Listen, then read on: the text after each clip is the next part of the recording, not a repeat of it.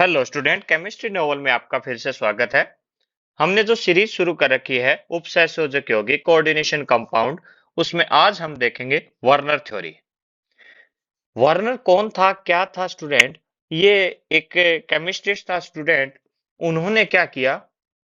Alfred Werner. उन्होंने क्या किया स्टूडेंट? कोऑर्डिनेशन कंपाउंड,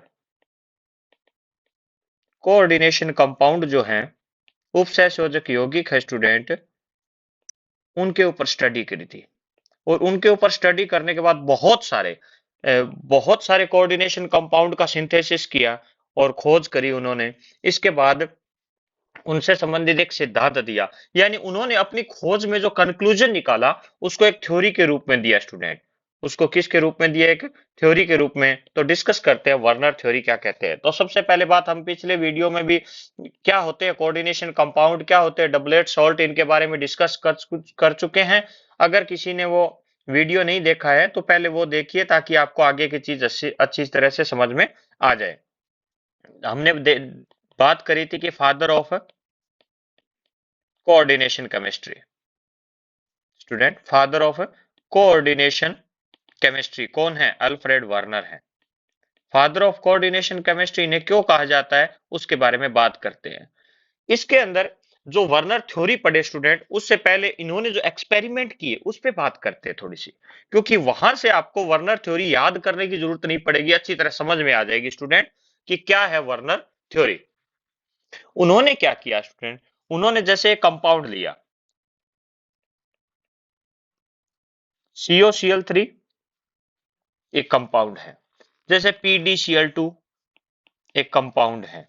इसी तरह अपने बात करें CrCl3 ले ले, ये भी एक कंपाउंड है। तो उन्होंने कहा कि इस कोबाल्ट की, इस पैलेडियम की, इस क्रोमियम की वैलेंसी क्या है। यानी यहाँ जो वैलेंसी बात करूं या ऑक्सीडेशन स्टेट बात करूं, तो इसके अंदर प्राइमरी यानी ये जो वैलेंसी है स्टूडेंट, संयोजकता है, इसकी कितनी हो जाएगी? जैसे तीन जुड़े हुए हैं इसके साथ, मोनोवैलेंट, तीन जुड़े हुए हैं तो तीन संयोजकता हो जाएगी। इसकी क्या हो जाएगी स्टूडेंट? दो हो जाएगी। और इसकी क्या हो जाएगी? तीन। तो उन्होंने कहा ये तो सिंपल एक आयनों के रूप में जब टूटते हैं, यानी ये जब टूटेगा स्टूडेंट तो क्या बनाएगा? CO3 प्लस, और क्या बनाएगा? Cl बनाएगा। कितने Cl बनाएगा? 3Cl। इसी तरह पैलेडियम 2 प्लस बनाएगा, और क्लोरीन क्या होगा स्टूडेंट? माइनस होता ही है क्लोरीन, लेकिन दो क्लोरीन बनाएगा। इसी प्रकार क्रोमियम क्या हो जाएगा स्टूडेंट? 3 प्लस, और थ्री क्या बन जाएंगे? Cl। तो उन्होंने इसके विलियन बना करके जब इनको और डिसोसिएट होते हुए देखा, तो उन्होंने कहा कि यहाँ मेटल की जो वैलेंसी है स्टूडेंट, यहाँ इसकी तीन है, इसकी दो है, और इसकी तीन है, थ्री वैलेंसीज है। जब बात करी कि ठीक है, ये अपने सिंपली जिसको आयनाइजेबल करते हैं तो ये हो जाता है ऐसा कि आयनों में, जितने आयनों में टूटते हैं, जिस प्रकार इनके ऊपर चार्ज उपस्थित होता है, उसके आधार पर इस वैलेंसी को आप डिफाइन कर पाओगे। उन्होंने इस वैलेंसी को, स्टूडेंट ध्यान देना इस बात पे, उन्होंने इस वैलेंसी को बोला प्राइमरी वैलेंसी। क्या बोला? Primary valency. ये जो प्राथमिक संयोजकता है स्टूडेंट, ये प्राथमिक संयोजकता है किसकी? इस धातु की, इस मेटल की। ये क्या है? प्राइमरी वैलेंसी है, जो क्या हो रही है? जो आयनों द्वारा सेटिस्फाई हो रही है। और ये जो प्राइमरी वैलेंसी है, ये जो सेटिस्फाई हो रही है, वो नेगेटिव आयन के द्वारा ही सेटिस्फाई हो रही है। क्योंकि मेटल की बात करेंगे student, metal always found positive, कभी भी नेगेटिव नहीं बनाती मेटल। अब मेटल जब नेगेटिव नहीं बनाती, सॉरी पॉजिटिव ही बनाती है, तो इसकी जो वैलेंसी कंप्लीट, इस आयन की, इस को न्यूट्रल करने वाली वैलेंसी होगी, वो ऑलवेज क्या होगी? जैसे इसमें Cl है, लेकिन हम क्या ले सकते हैं? कोई भी X है वो क्या होगा? हमेशा ही नेगेटिव होगा। तो उन्होंने कहा जो प्राइमरी वैलेंसी है वो ऑलवेज क्या होगी स्टूडेंट? किन में? प्राइमरी वैलेंसी मेटल के साथ हमेशा क्या होगी स्टूडेंट? ऑलवेज नेगेटिव होगी। ठीक है सर, ये बात तो समझ में आ गई, क्योंकि मेटल के साथ हम किसी को भी जोड़ेंगे तो मेटल जब पॉजिटिव बनाती है तो इसके साथ नेगेटिव ही जुड़ेगा। ठीक है, क्लियर है सर बात। ये प्राइमरी वैलेंसी क्या होती है? नेगेटिव होती है। लेकिन जब बात करें, मैंने उन्होंने क्या किया कि एक मोल लिया स्टूडेंट, 1 मोल COCl3 लिया। और साथ में इसके साथ क्या लिया स्टूडेंट, अमोनिया भी लिया, और इनको क्या किया, मिक्स किया। तो ये हम बात पिछले वीडियो में कर चुके हैं, जब कॉम्प्लेक्स सॉल्ट बनता है उसमें इक्विमोलर होना स्टूडेंट जरूरी नहीं है। ठीक है सर, ये बात हमें समझ में आई हुई है। इन्होंने लिया तो एक कंपाउंड जो बना, जो भी कंपाउंड बना, अभी हम उसकी बात नहीं करेंगे, सिर्फ बात करते हैं कि कंपाउंड बना, और ये येलो कलर का था स्टूडेंट। कैसे कलर का था, ये जो कंपाउंड बना वो येलो कलर का था। अब उन्होंने क्या किया, इसी एक्सपेरिमेंट में क्या किया, 1 मोल सीओ Cl3 लिया, और साथ में क्या लिया, 5 मोल अमोनिया लिया, और इससे जो कंपाउंड बनाया स्टूडेंट, ध्यान देना, उसका जो कंपाउंड बना, इससे जो जो भी कंपाउंड बना वो वॉयलेट कलर का था, बैंगनी कलर का था। सर ये ऐसा कैसे हुआ, यहां भी कोबाल्ट क्लोराइड है और अमोनिया है, यहां भी कोबाल्ट क्लोराइड है और अमोनिया है। इसी तरह उन्होंने कुछ और कंपाउंड बनाए, जैसे 1 मोल क्या लिया स्टूडेंट, COCl3 लिया, और इसके साथ 4 मोल अमोनिया लिया। इनको मिक्स करने के बाद विलियन में जो कंपाउंड बनाया वो ग्रीन कलर का आया।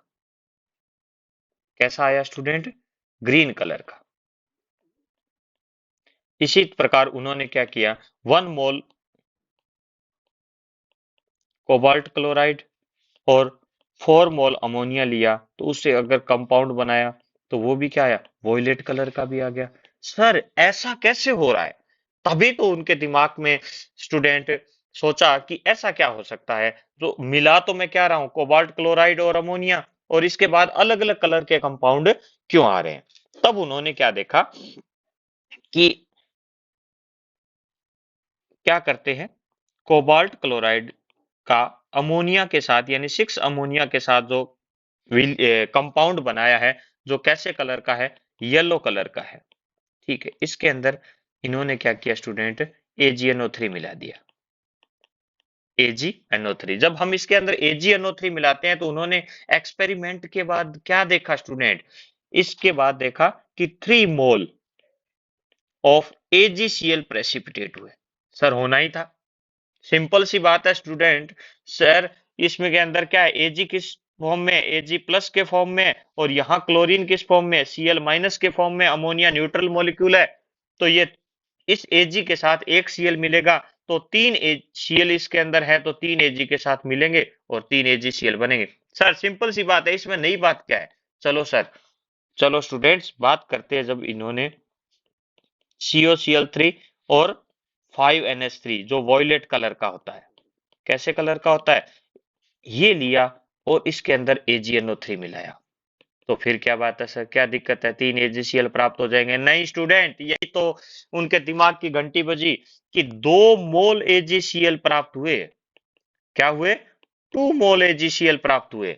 सर ऐसा कैसे, क्लोरीन तो इसमें भी 3 है, 3 क्लोरीन है सर, और फिर आप क्या कर रहे हो कि इसमें 2 मोल AgCl प्राप्त कर रहे हो, तो यहां गड़बड़ है सर, ऐसा कैसे हुआ। यही एक्सपेरिमेंट के कारण, इसी बात को उन्होंने समझा, और फिर उन्होंने देखा कि ऐसा इसमें क्या है जिसके कारण इस उप, इस वाले कंपाउंड के अंदर तो 3 AgCl के अवक्षेपित हो रहे हैं, 3 मोल AgCl प्रेसिपिटेट हो रहा है, और इसमें भी 3 क्लोरीन है, लेकिन फिर भी क्या हो रहा है, 2 मोल AgCl प्रेसिपिटेट हो रहा है। इसी तरह 1 मोल COCl3 और 4 मोल जो अमोनिया मिलाया था ग्रीन कलर का, उसमें 1 ही मोल AgCl प्राप्त हुआ। तो इसके बाद उन्होंने क्या देखा कि उन्होंने इस एक्सपेरिमेंट में कंक्लूजन निकाला स्टूडेंट, वो क्या निकाला उसकी बात करते हैं। उन्होंने कहा कि ये जो कंपाउंड बना है COCl3 और अमोनिया के द्वारा, ये जो कंपाउंड बन रहे हैं, उस कंपाउंड के अंदर ये जो मेटल है स्टूडेंट, ये जो मेटल है, बिल्कुल, ये धातु 2 प्रकार की वैलेंसी दर्शा रही है। क्या कर रही है, 2 प्रकार की संयोजकता दर्शा रही है। सर 2 प्रकार की संयोजकता, उन्होंने उस वैलेंसी को नाम भी दिया स्टूडेंट, एक का नाम दिया प्राइमरी वैलेंसी, दूसरे का दिया सेकेंडरी वैलेंसी। एक प्राइमरी वैलेंसी और एक दूसरे का नाम क्या दिया स्टूडेंट, सेकेंडरी वैलेंसी। अब ये जो बात आती है कि इस धातु के अंदर दो प्रकार की वैलेंसी है, तो सर पहली बात तो यहां भी क्लियर करो ना कि क्या उसमें मेटल होगी। Always student, always. इन्होंने अब बात चल रही है वो कोऑर्डिनेशन कंपाउंड की चल रही है। इन कोऑर्डिनेशन कंपाउंड के अंदर क्या होगा, पक्का सर, पक्का स्टूडेंट्स, क्या होगा, वर्नर थ्योरी क्या कहती है कि इसके अंदर मेटल आयन होगा। मेटल आयन भी हो सकता है या मेटल एटम भी हो सकता है।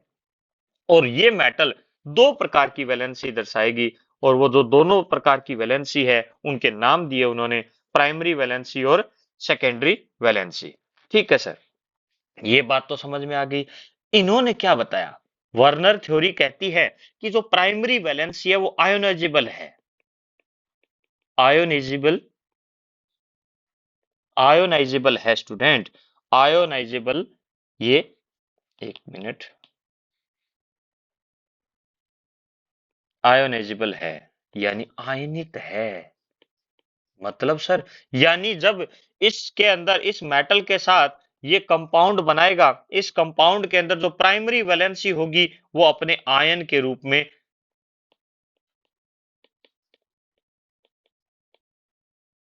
डिसोशिएट हो जाएगी। सर ये क्यों लिखे आपने, अब ध्यान देना स्टूडेंट, हम बात कर चुके हैं अभी कि मेटल होगा वो ऑलवेज क्या होता है, या तो न्यूट्रल होगा या क्या होगा, पॉजिटिव। तो इसके अंदर ध्यान देना, ये नहीं हो सकती, जो प्राइमरी वैलेंसी है वो पॉजिटिव तो हो ही नहीं सकती, भी आयोनाइजेबल है यानी आयन के रूप में है, तो पॉजिटिव के साथ न न्यूट्रल हो सकती है, ये क्या होगी, ऑलवेज नेगेटिव होगी। जो प्राइमरी वैलेंसी है वो स्टूडेंट वो क्या होगी, नेगेटिव होगी।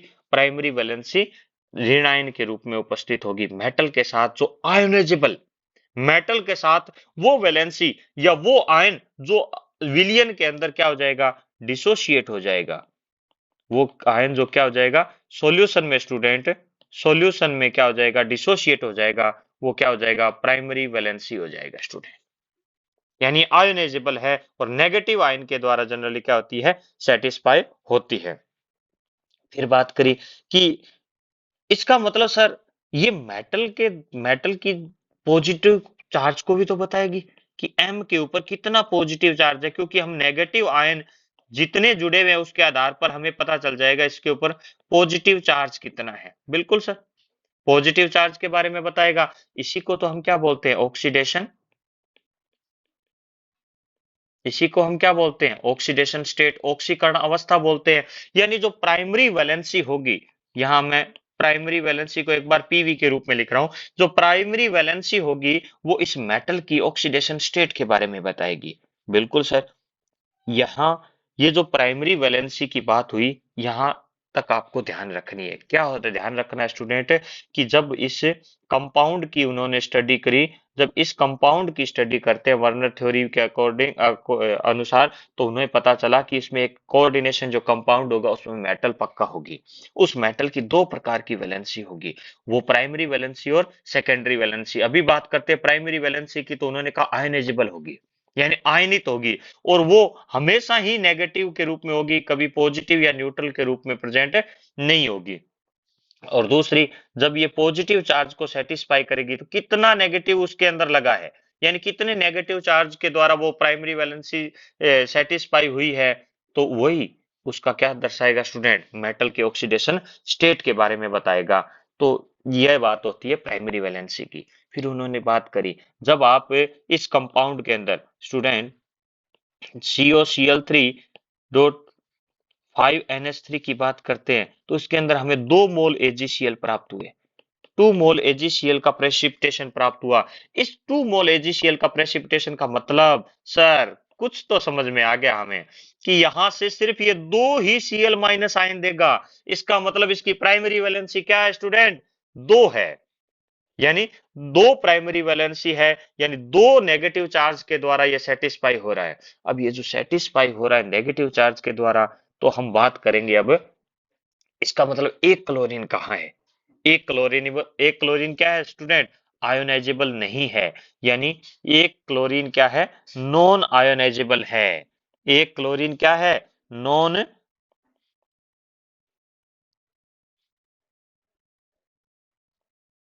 स्टूडेंट नॉन आयो, एक मिनट,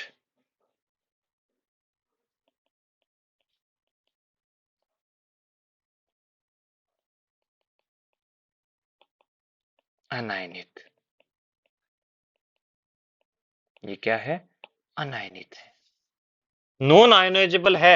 इसका मतलब एक क्लोरीन ऐसा है जो कोबाल्ट के साथ इस प्रकार जुड़ा हुआ है कि आयोनित तो नहीं हो रहा। और हमने पिछले लेक्चर में डिस्कस किया था student, complex compound, complex salt में क्या होता है, सारे आयन अपना टेस्ट नहीं देते हैं। अब शायद आपके दिमाग की भी घंटी बज चुकी होगी कि मैं किस चीज के बारे में बात कर रहा हूं।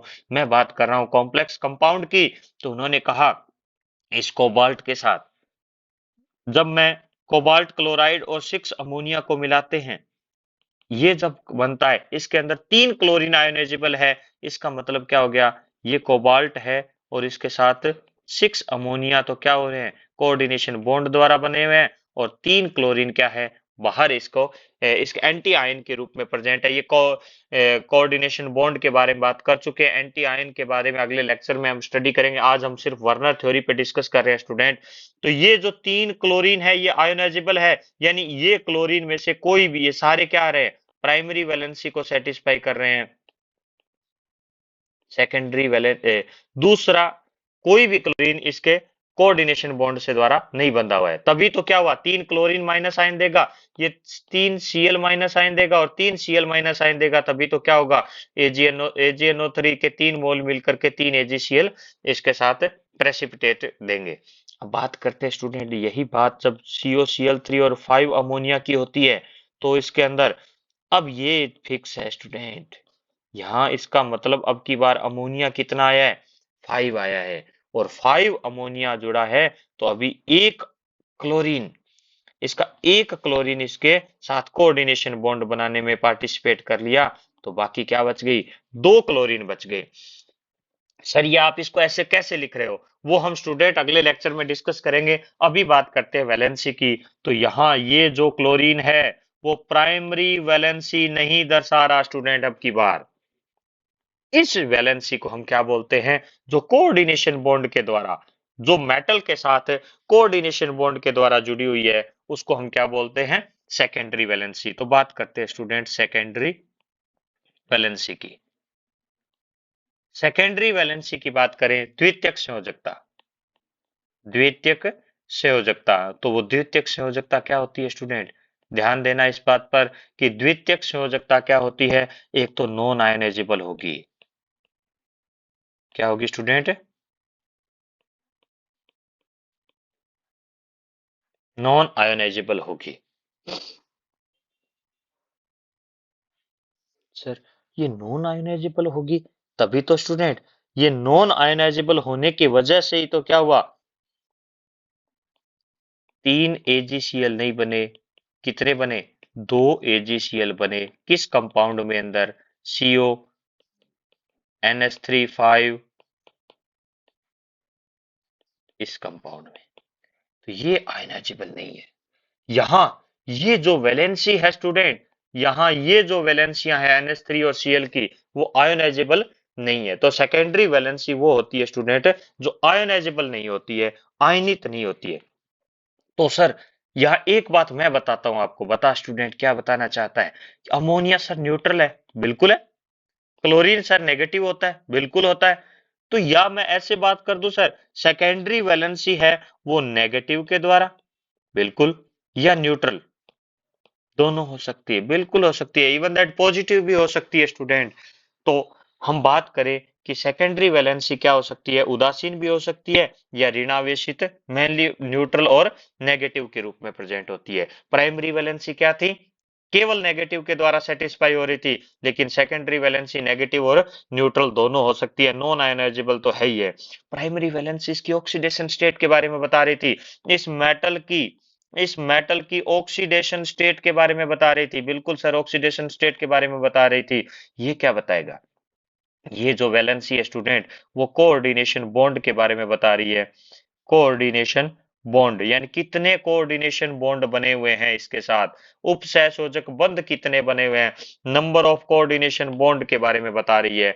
तो स्टूडेंट आगे हम डिस्कस करेंगे कि नंबर ऑफ कोऑर्डिनेशन बॉन्ड के आधार पर ही हम क्या बोलते हैं उसको, मेटल की समन्वय संख्या बोलते हैं।